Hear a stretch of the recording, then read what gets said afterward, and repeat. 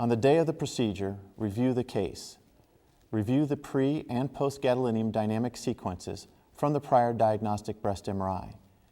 If your diagnostic exam was performed in the sagittal plane, view the images sequentially from the skin surface of the planned approach through and slightly past the lesion in question. Film or save these images side by side. Then review and film axial images centered on the lesion as well. If your prior diagnostic study was performed in the axial plane, view the sequential pre- and post-contrast images, again filming them side by side from superior to inferior, centered on the lesion.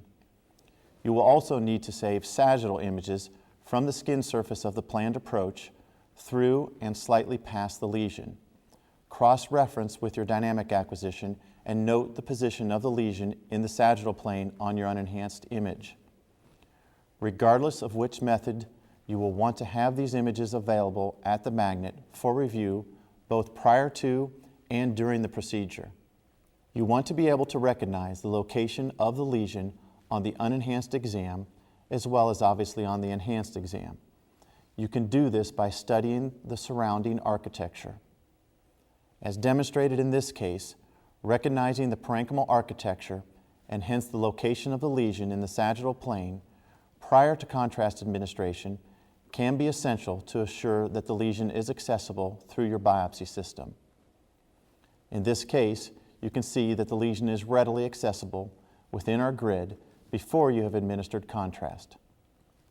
You do not want to give gadolinium only to find out that the breast is not positioned correctly, therefore losing valuable time and, more importantly, enhancement by having to reposition the patient.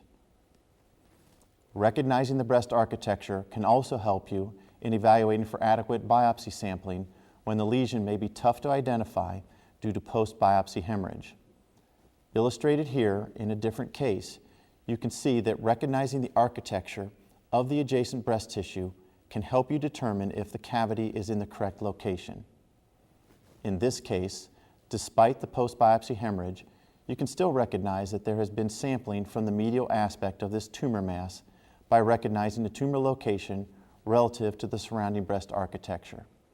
After reviewing the case, communicate with your technologist the laterality of the lesion, the approach you are planning, as well as the AP depth of the lesion and the patient body habitus. This will assist them in setting up the room and the initial positioning of the patient for the procedure. You should now be ready to proceed with your MRI-guided procedure.